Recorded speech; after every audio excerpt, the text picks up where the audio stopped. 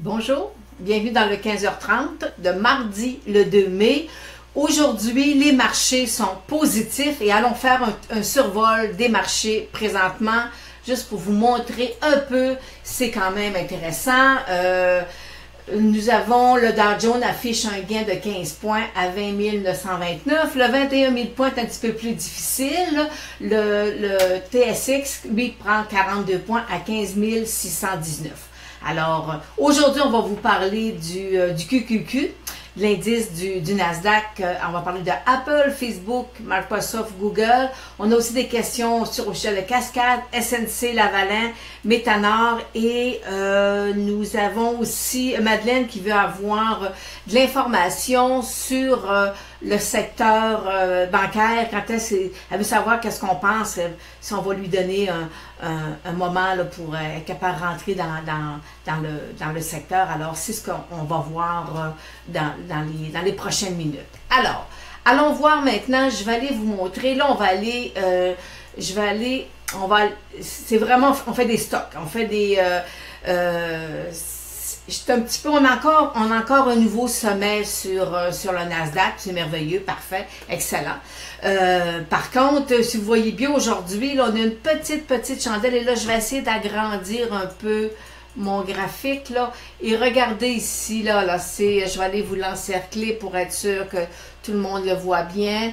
Alors, ça ici, là, il faut faire attention, ça peut devenir problématique, là, avec les prochains jours, là. Fait qu'on a vraiment des petites chandelles, ça monte un petit peu, alors, faut y aller prudemment avec le QQQ, le Nasdaq.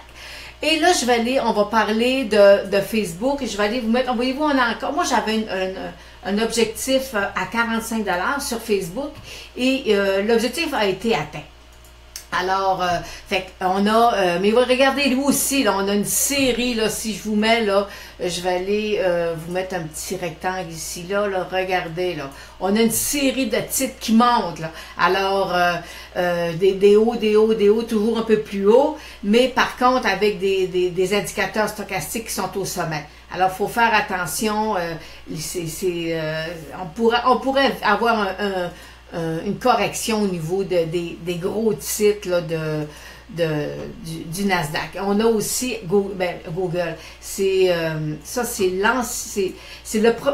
GOOGL, c'est le premier titre de Google qui a été changé, devenu Alphabet, puis l'autre, c'est GOG. C'est GOOG. Alors, mais moi, je préfère travailler avec le Alphabet parce que c'est vraiment, c'est vraiment le graphique depuis le tout début depuis l'historique d'Alphabet. Alors, moi, je préfère travailler avec ce graphique-là. Mais voyez-vous aussi, on a ici, là encore, là, regardez, là, je vais vous le mettre encore un peu plus, regardez, on a vraiment, là, ici, là, on a un petit gap à fermer, là. Fait que si jamais le marché corrigeait, ça pourrait devenir problème, tu sais, ça pourrait devenir, il pourrait venir se rasseoir, puis si, voyez-vous, ma moyenne mobile, là, quand même pas si énorme, que ma moyenne mobile 200 jours est quand même pas très haussière. J'ai aussi un stochastique qui est en zone de surachat pour lui aussi, ici, là, regardez mon stochastique. Alors, je suis en zone de surachat. Alors, on va faire attention pour, mettez-vous des stops. Si jamais, là, c'est des beaux titres, là, mais il faut aller se mettre des stops. Et Microsoft, vous savez, je suis haussière sur c'est un excellent titre, un super de beau titre. Ça, c'était un titre que j'ai ça fait peut-être 5 ans que ma tendance à long terme elle est haussière. Alors pour lui, par contre, voyez-vous, aujourd'hui, il vient de virer, là, il affiche présentement 69 et 31, il est en baisse de 10 sous. Alors, fait qu'il nous affiche, voyez-vous, on a une petite chandelle noire ici, là. Fait qu'on voit bien, je vais aller vous l'encercler, vous voyez bien, ici, on a une petite chandelle noire, là. Alors, faut surveiller, il faut faire attention avec le titre de Microsoft. Et je vais aller voir non, j'ai pas, je vous ai mis Facebook. Alors, on va, fait que c'est ce qui, présentement, là, je me dis, sur le marché américain, c'est super beau, il n'y a rien de dramatique, on est dans des zones de surachat, mais c'est pas, vous savez, j'ai pas des moyennes mobiles qui sont totalement baissières, on peut avoir un repli, mais c'est quand même, si on avait un repli, le repli serait sain. Alors, pour moi, ça serait pas tellement grave, là, d'avoir un repli sain, ça serait même, je trouvais ça correct, là. Alors, là, je vais aller vous mettre, on me dit, sell in May and go away. Alors, puis là, je vais aussi, voilà, ça, c'est le graphique qui prend le S&P 500 sur plusieurs années. Et là, on va voir, là, c'est vraiment, là, par mois, est-ce que le S&P 500 est plus haussier que baissier? Et on voit que durant la période de mai, jusqu'en septembre, octobre, là, on fait du sideway. C'est une période, alors c'est de là que vient possiblement, là, sell in May and go away. Mais vous savez que ces graphiques-là, ils tiennent compte encore de 1987, de la correction. On a eu en 1998 aussi en octobre, on a en 2008.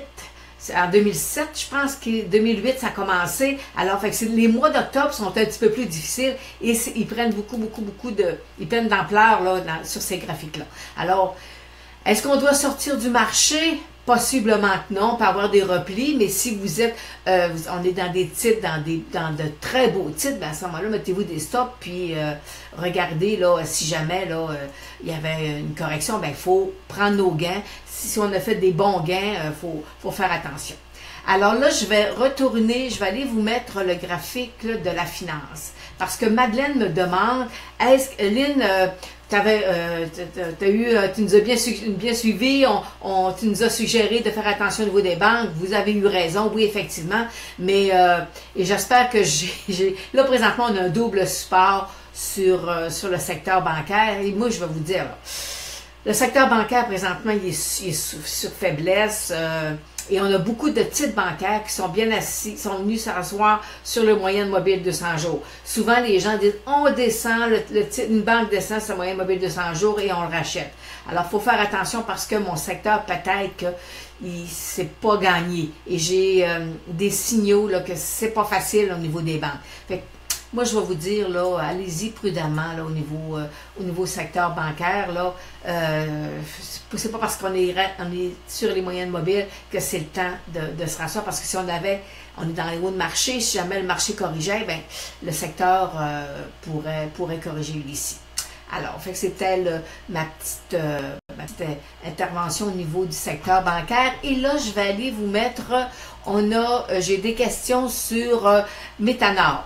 Et là, je vais aller vous le mettre un petit peu plus, je vais aller vous le mettre même à long terme, là, regardez Métanor.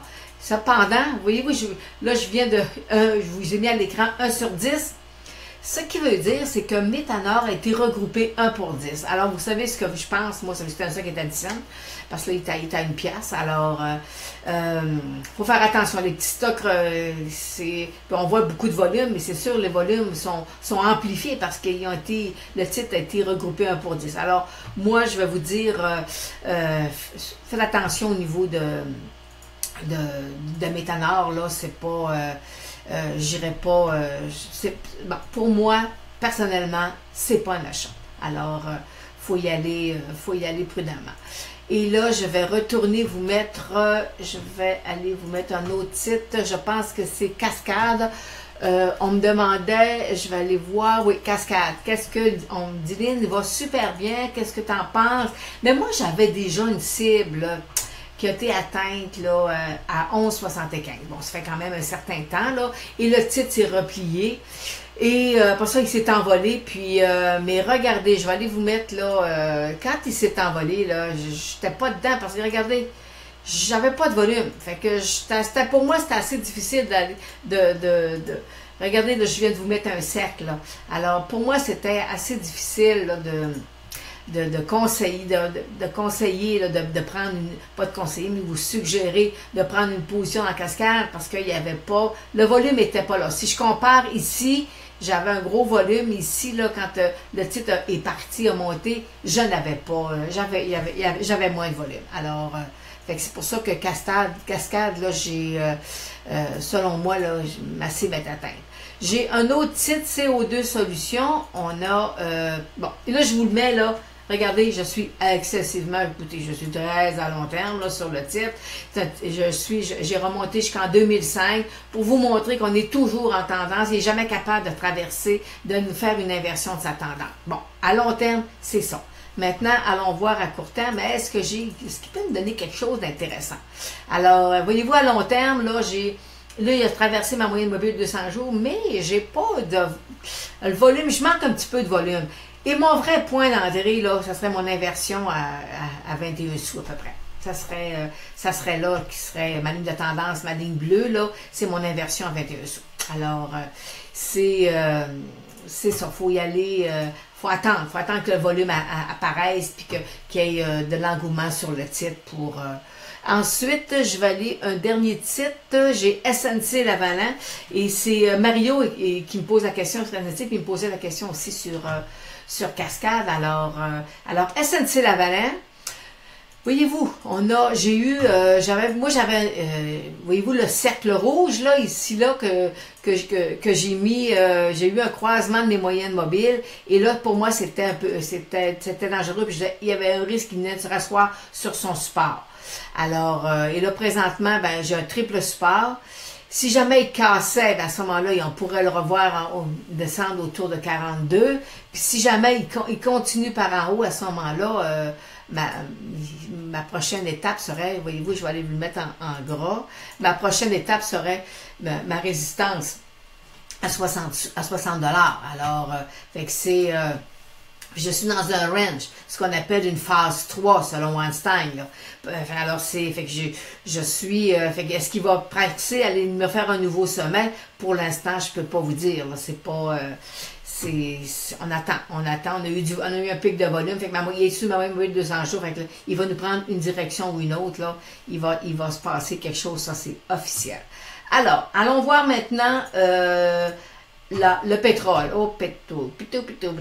Oui, le petit pétrole. Alors, regardez, je vous le mets en temps réel. On a une belle grande chandelle négative. Le pétrole est à 47,60 présentement.